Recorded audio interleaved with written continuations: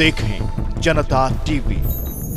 हम दिखाएंगे आपको निष्पक्ष और सीधी खबर।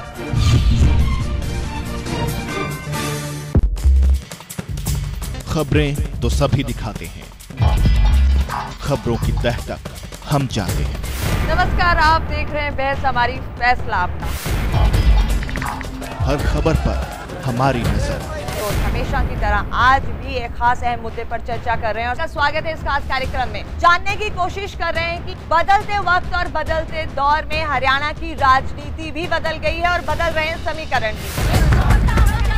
नहीं रहेंगे आप बेखबर। अपनी ख्वाहिशें और हसरतें जब इतनी ज्यादा हावी हो जाती हैं तो शायद कहीं पार्टी विचारधारा बहुत छोटे हो जाते हैं, पद कहीं ज्यादा अहम हो जाते हैं। देखिए बहस हमारी फैसला आपका, सिर्फ जनता टीवी पर। 0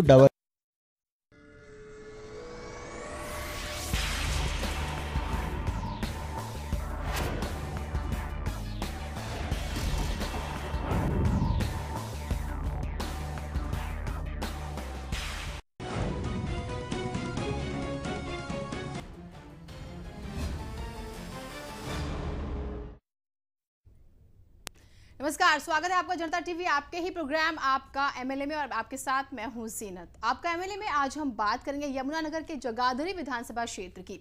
आइए एक नजर डालते हैं हल्के पर।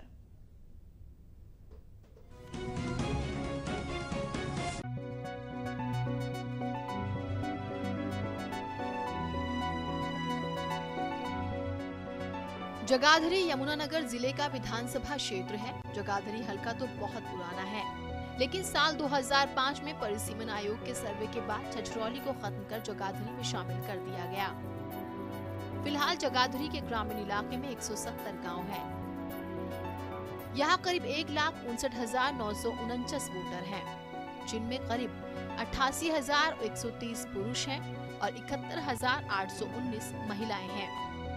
हल्के में मुस्लिम मतदाताओं का दबदबा है, जबकि दूसरे नंबर पर सिख, तीसरे पर एससी मतदाता और चौथे नंबर पर जाट और राजपूत मतदाता हैं। जगाधरी शहर की बात करें तो ये शहर देश भर में बर्तन उद्योग के लिए मशहूर है। जगाधरी हल्के से साल 1991 में हरियाणा विकास पार्टी के ओम प्रकाश शर्मा विधायक बने। साल 1996 में हवीपा के सुभाष चंद्र यहाँ से जीते। 2000 के विधानसभा चुनावों में बसपा के डॉक्टर किशन लाल सैनी विजयी रहे, जबकि साल 2005 के विधानसभा चुनावों में कांग्रेस के टिकट पर लड़े सुभाष चंद्र ने जीत हासिल की। साल 2009 में बसपा के टिकट पर लड़े अकरम खान हल्के के विधायक बने। इस वक्त हल्के में मुख्य समस्याएं पानी निकासी, गंदगी, सीवरेज और पथराला नदी पर तटबंध बनवाने की है, जिसके कारण हर साल सैकड़ों एकड़ फसल बर्बाद हो जाती है। ब्यूरो रिपोर्ट, जनता टीवी। तो चलिए, ये तो बात हुई जगाधरी विधानसभा क्षेत्र की। अब बात करते हैं यहाँ के विधायक अकरम खान की। इनके राजनीतिक सफर पर डालते एक नजर।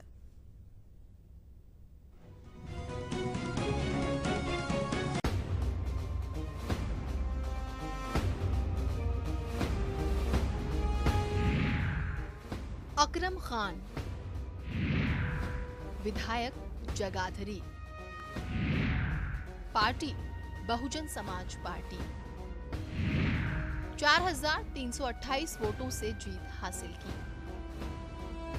हरियाणा विधानसभा के डिप्टी स्पीकर और जगाधरी से विधायक अकरम खान का जन्म 10 अक्टूबर 1970 को यमुनानगर के खिजरी गांव में हुआ। इन्होंने चंडीगढ़ से बीए की शिक्षा ली। अकरम खान के पिता पूर्व मंत्री चौधरी मोहम्मद असलम खान ने खिजरी की राजनीति में अहम भूमिका निभाई है। इन्होंने अपना राजनीतिक करियर एक कांग्रेसी के तौर पर शुरू किया। पार्टी की ओर से साल 1996 में इन्हें छछरौली से विधायक के लिए टिकट मिला, लेकिन इन्होंने पार्टी छोड़कर निर्दलीय चुनाव लड़ा और जीत हासिल की। इसके बाद अकरम खान ने साल 2000 में एक बार आजाद उम्मीदवार के तौर पर चुनाव लड़ा, लेकिन हार गए। 2005 के विधानसभा चुनाव से पहले इन्होंने इनेलो ज्वाइन की और चुनाव लड़ा, लेकिन तब भी हार का सामना करना पड़ा। साल 2007 में अकरम ने इनेलो छोड़ बसपा का दामन थामा और 2009 के विधानसभा चुनाव में जगाधरी से चुनाव लड़ा और भारी मतों के अंतर से जीते। विधायक बनने के बाद अकरम को 5 मार्च 2011 को हरियाणा विधानसभा का डिप्टी स्पीकर बनाया गया।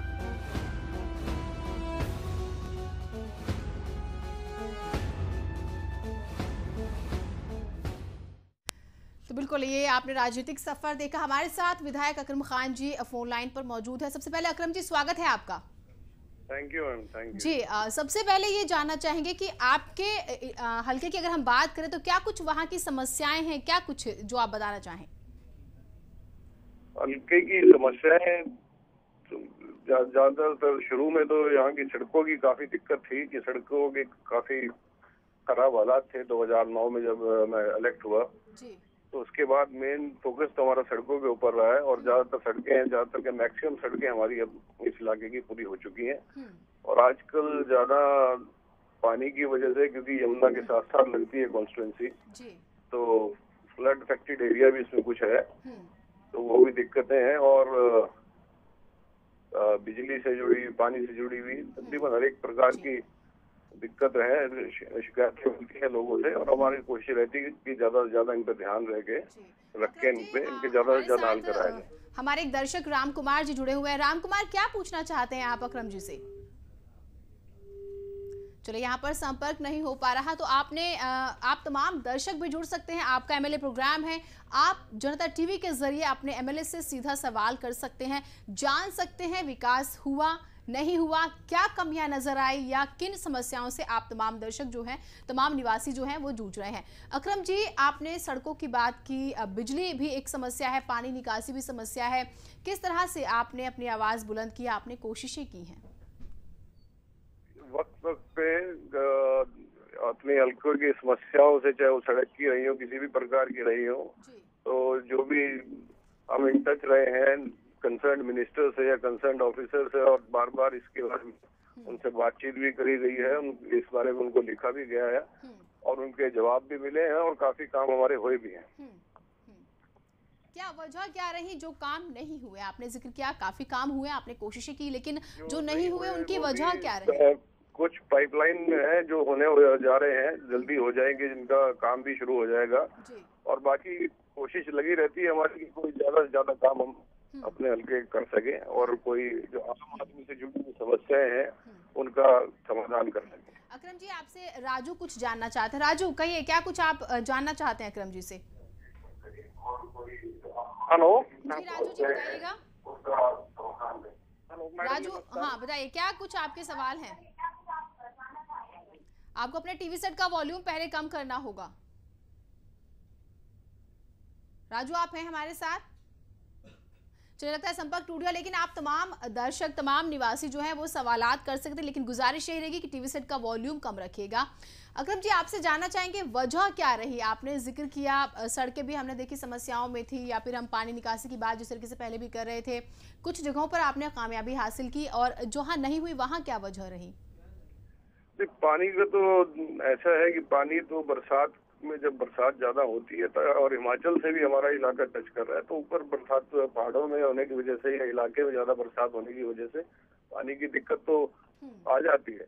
और एक क्योंकि यमुना के साथ साथ लगती भी कॉन्स्टिट्यूंसी है, कई दफा पानी यमुना में इतना हो जाता है कि फ्लड जैसी सिचुएशन यहाँ आ जाती है। और पीछे जून में आपको मालूम होगा, तब तो यहाँ काफी पानी आ गया था हल्के में, लेकिन वो बंदे जो इरिगेशन डिपार्टमेंट लगाता है कई जगह पे उस वक्त, क्योंकि वो अर्ली मानसून जिसको कह रहे थे वो हो गया था, जिस टाइम से पहले ही बरसात शुरू हो गई थी। जी, हमारे साथ भीम सिंह जी जुड़ गए हैं। भीम सिंह जी, आप क्या पूछना चाहते हैं? ये मैडम, मैं सबसे पहले तो ये विधानसभा उपाध्यक्ष जी को एक बात बताना चाहता हूँ कि हमारा जो, हेलो जी, अपनी बात रखिए भीम सिंह जी।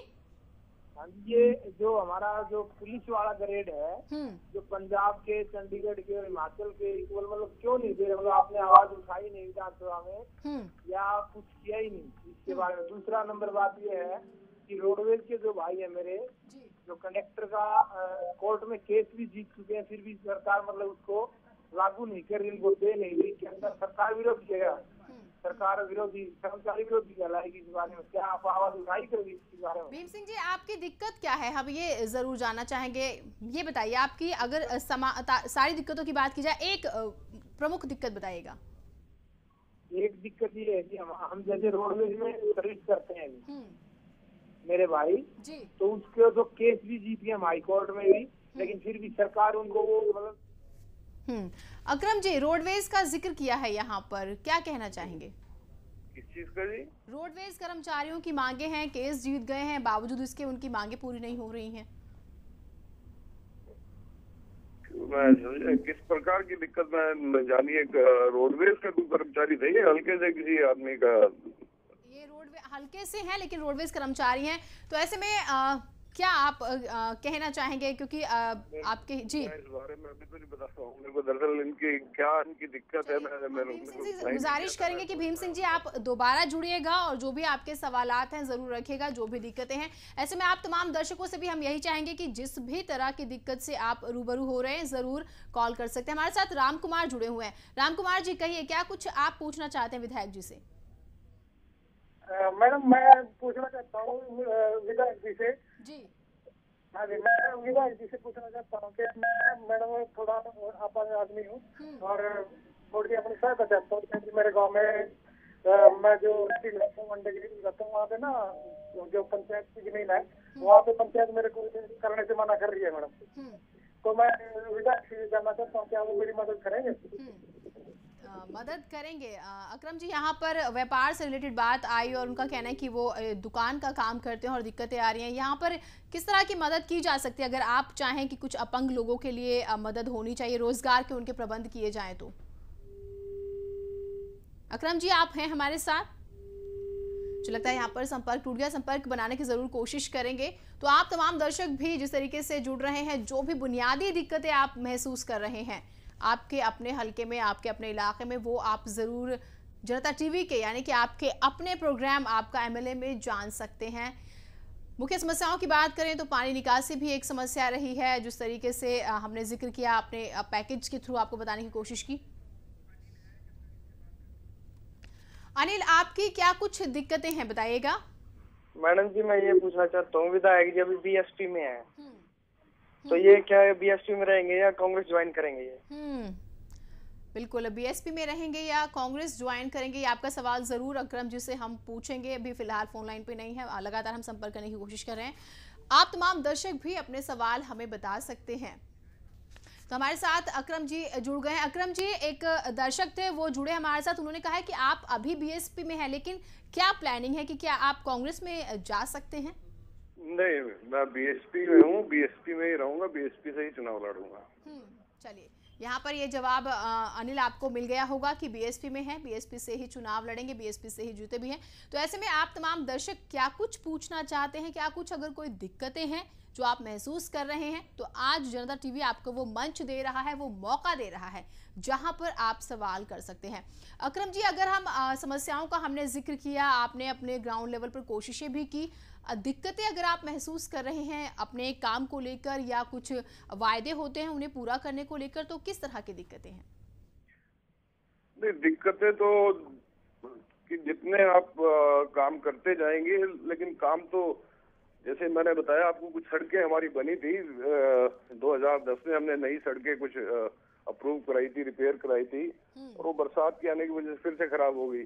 बरसात ज्यादा होने की वजह से, क्योंकि 2010 में भी काफी पानी आया था इस इलाके में, तो अब वो दोबारा दिक्कत खड़ी हो गई है, तो उनको दोबारा कराना पड़ेगा। तो इस प्रकार की समस्या तो आती रहती, चलती रहती है, उनका हल भी निकालते रहते हैं, लेकिन ये तो एक जी, आप हमारे साथ बने। हमारे साथ राजपाल जुड़ गए हैं। राजपाल जी, क्या आप जानना चाहते हैं? आप मैंने सर जी, मैं कोर्ट में लंबी किताब में लंबी रखा जी, और वहाँ तो लगता है काम कर नहर में खड़े हैं तो काम बाद में होता है।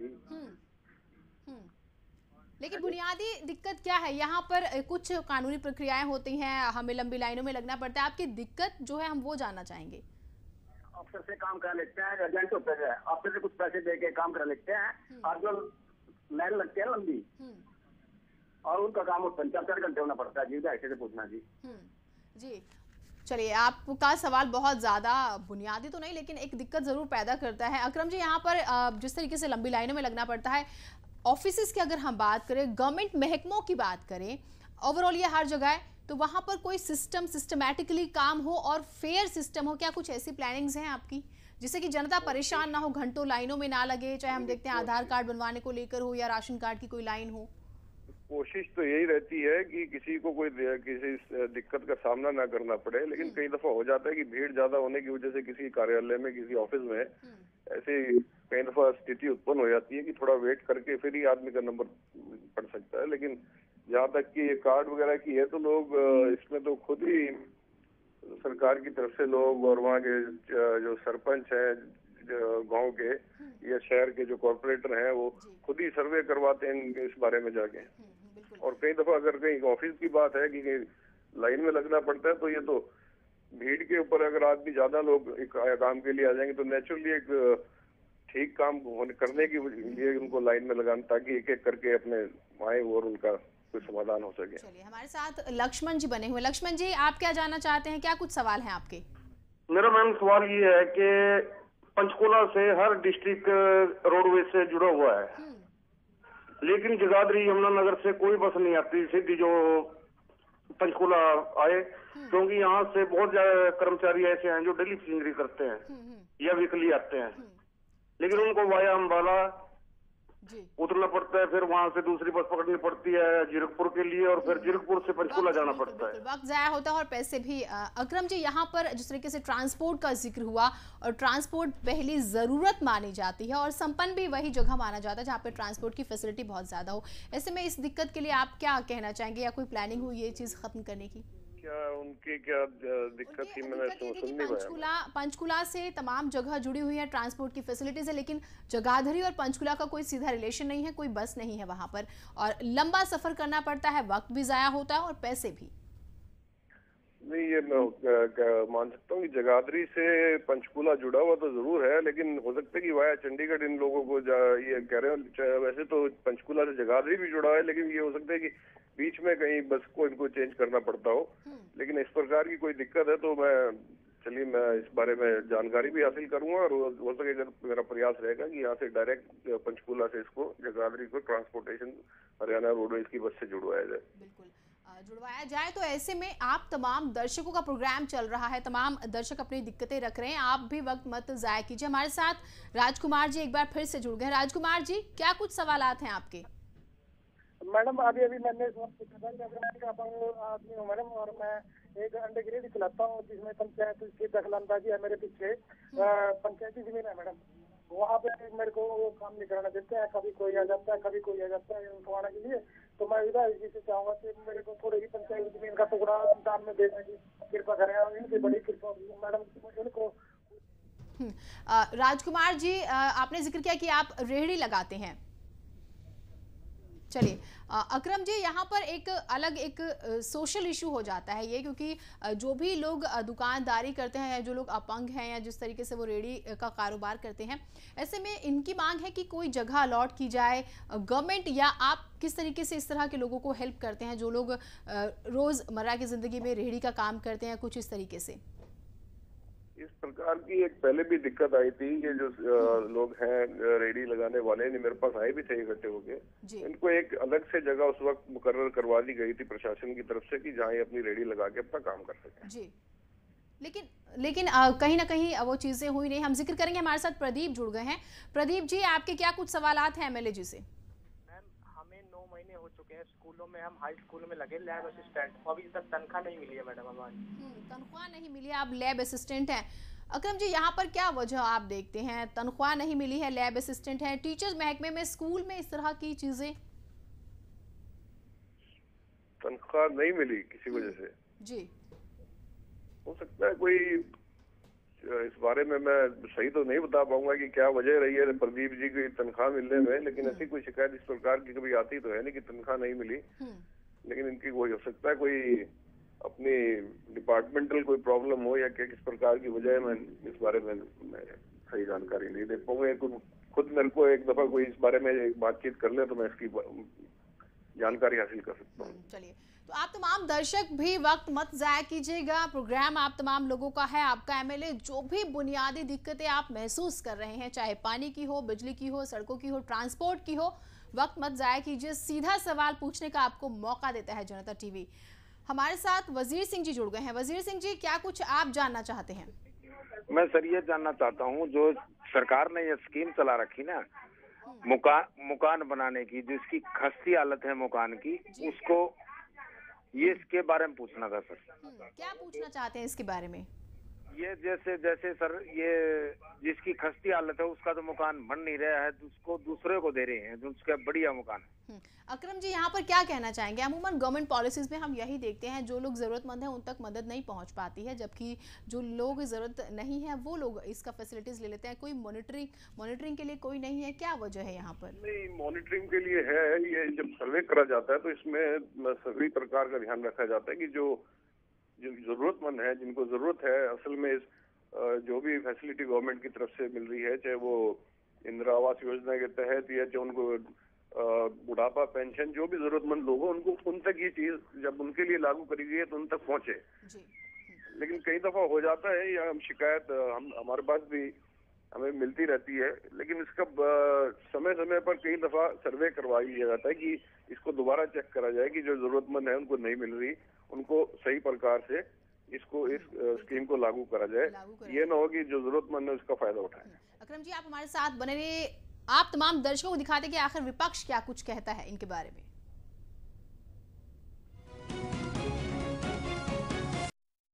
देखिए, जहां तक विकास कार्यों की बात है तो कोई नया विकास कार्य अभी तक कहीं नजर नहीं आता। हमारा इलाका जो है वो नदियों, इसमें काफी नदियां हैं, तो मेरे टाइम में यहाँ पर 7 पुल बने थे। मेरे से पहले यहाँ पूरे 50 साल में 5 पुल बने थे, और उसके बाद 9 साल में यहाँ पर कोई भी पुल अभी तक बना नहीं है नदियों पे। एक भी काम ऐसा नहीं है जो इस सरकार में कंप्लीट हुआ हो। जहां तक सड़कों की बात है, उनकी हालत बेहद खराब है। लेकिन इस सबसे बड़ी समस्या एक जो मैं समझता हूं, जो हमारे हल्के के लिए आज बहुत बड़ी प्रॉब्लम बनी हुई है, तो वो है सोम नदी का पानी है, वो अपना मेन रास्ता छोड़कर उसका तटबंध कमजोर होने की वजह से वो दूसरी साइड में चला गया, और लगभग 30 गांव में वो फ्लड आता है। प्रशासन को भी ना चिंता है, और जो हमारा प्रतिनिधि है उसका भी इसकी ओर कोई ध्यान नहीं। तो कोई ध्यान नहीं है, पुल नहीं बने हैं, तटबंध नहीं है। इस बारे में जानेंगे अकरम जी से। हमारे साथ एक दर्शक जुड़ गए हैं, तिलक राज जी। तिलक राज जी, आपके क्या सवाल हैं? मेरा ये सवाल है मैडम, 67 साल हो गए देश को आजाद हुए, 47 साल हरियाणा को बने हो गए, आज भी लोगों के पास ड्राइविंग लाइसेंस नहीं, 90% 3 व्हीलर वाले बगैर लाइसेंस के चल रहे हैं। तो ये क्योंकि डिप्टी स्पीकर है और इनका अच्छा रुतबा है, तो ये क्या कहना चाहते हैं इसके बारे में? जितने भी ट्रक बिल्कुल अकरम जी, सवाल बहुत जायज़ है। ट्रांसपोर्ट क्योंकि ज़रूरत होता है, और सही तरीके से ड्राइविंग हो, एक्सीडेंट्स ना बढ़े, लाइसेंस अच्छे लोगों को मिले, लेकिन लाइसेंस का कोई सिस्टम नहीं है। इन्होंने जिस तरीके से जिक्र किया, आप क्या इस पर जवाब देना चाहेंगे? और साथ ही साथ इन्होंने ये भी कहा कि आप डिप्टी स्पीकर भी हैं, तो अच्छा एक पद है आपके पास।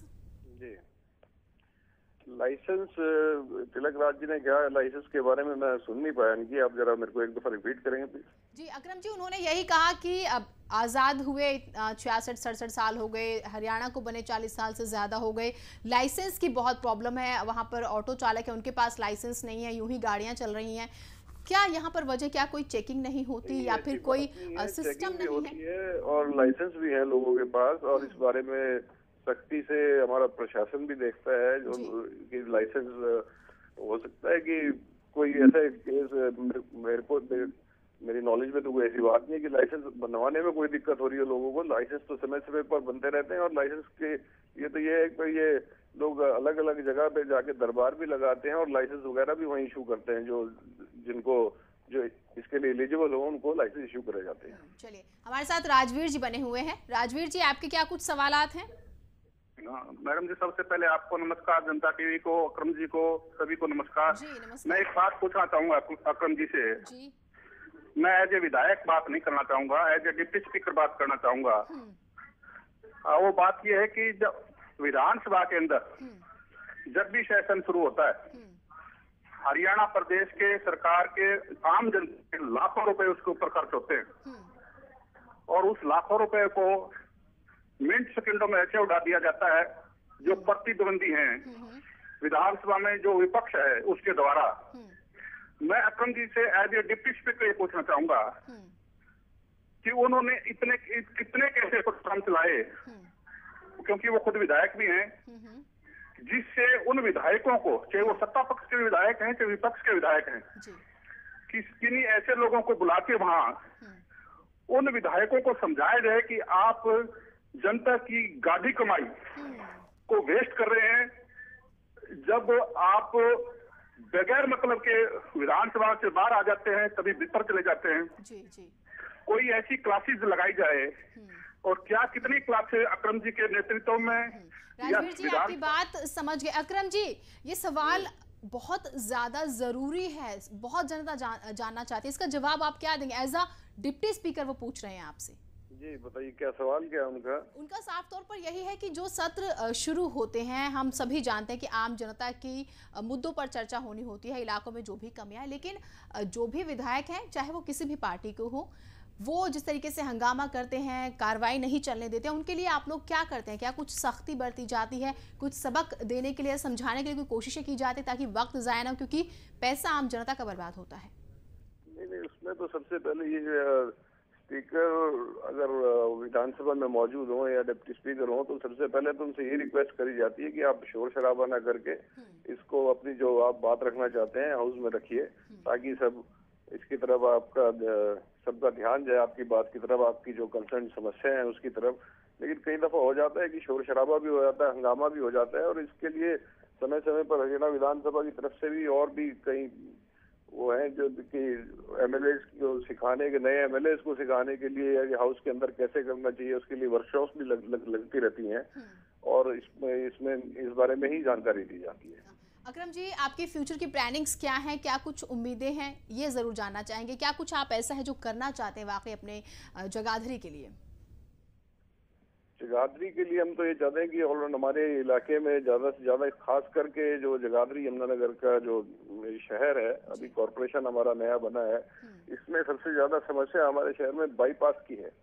इसका बाईपास अगर एक बन जाए तो जो ट्रैफिक है यूपी की तरफ से हमारे यमुनानगर जगाधरी में, या हिमाचल की तरफ से आता है, पांवटा की तरफ से और अम्बाला की तरफ से आता है, अगर बाईपास इस शहर का हो जाए, हमारी कोशिश है कि जल्दी से जल्दी इसका बाईपास का काम इस लगे, और ये एक लोगों के लिए बड़ी राहत होगी, क्योंकि अंदर स्कूल्स भी हैं, बच्चों को भी दिक्कत रहती है हैवी ट्रैफिक होने की वजह से, और हमारे यहाँ प्लाई की इंडस्ट्री काफी है, तो बाहर से भी आना जाना ट्रैफिक का भी, और जो ट्रांसपोर्टेशन है, लकड़ी लाते हैं लोग, शुगर मिल है, गन्ना आता है, तो ये समस्या का हल होगा तो हमारी कोशिश है कि हम इस समस्या का हल करें, इसको शहर को एक बाईपास दिया जाए। चलिए, हमारे साथ चांदराम जी जुड़ गए हैं। चांदराम जी, क्या कुछ आप सवाल करना चाहेंगे? मैम जी, मैं ये बात पूछना चाहता हूँ, अभी पीछे एक मेरे नौजवान साथी ने, भाई ने ये बात कही है, क्या अकरम खान विधायक साहब डिप्टी स्पीकर कांग्रेस ज्वाइन करना चाहते हैं, चाहेंगे? मैं उनसे ये पूछना चाहता हूँ, क्या कांग्रेस में रह के ही काम होता है? नहीं, यहाँ पर आपका सवाल क्या है? काम करने की नीयत बहुत जरूरी होती है, और जिस तरीके से बसपा से ताल्लुक रखते हैं, तो यहाँ पे आपका सवाल बहुत ज्यादा दुरुस्त नजर नहीं आया। चांद जी, आप क्या जानना चाहते हैं? ये जानना चाहता हूँ, किसी भी पार्टी में रहकर भी कोई भी समाज सेवी काम कर सकता है। बिल्कुल। हाँ जी, ये ऐसे नहीं होता अभी कोई पार्टी ज्वाइन करने से ही कोई काम होता है। काम करे विधायक, काम करे। ये आपका उन हमारे जो कॉलर थे उनको जवाब है। चलिए, ये बहुत अच्छी बात है कि काम करने का इरादा, जहन में ख्याल, नियत बहुत ज़रूरी है। आप किसी भी पार्टी से ताल्लुक़ रखते हैं, काम ज़रूर हो सकता है। अकरम जी, कोई एक ऐसी उम्मीद अपने इलाके के लिए जो आपने सोची हो, अभी तक पूरी ना हुई हो, कोई ऐसी सौगात आप देना चाह रहे हो अपने इलाके के लोगों को? सौगात तो कई है हमारे, जैसे इलाके के उसमें हम चाहते हैं कि जैसे हमारा यमुना का जो इलाका है, यमुना के साथ लगता बेल्ट है, जिसके मैंने पहले भी जिक्र करा है कि पानी आ जाता है। एक तो इस इलाके का कोई अच्छा मजबूत से इसका कोई बंद वगैरह लग जाए, ताकि इसको पानी और जैसे फ्लड बार बार आता है उससे राहत मिले। दूसरा, कुछ ऊपर का हमारा इलाका है जहाँ थोड़ा पानी की दिक्कत रहती है, पानी काफी गहरा है, तो उनके लिए भी अभी पाइपलाइन में है। हमने कोशिश कर रहे हैं कि वहाँ के लिए एक छोटी सी माइनर उस इलाके के लिए निकल जाए, ताकि लोगों को अपने खेती में और इस प्रकार की, उसके साथ जंगल भी लगता है। तो जंगल होने की वजह से, क्योंकि गर्मियों के दिनों में तो उधर से अगर एक माइनर निकल जाए तो उसका काफी फायदा उस इलाके के लोगों को भी होएगा। और वो नेशनल पार्क बना है अभी, कलेसर नेशनल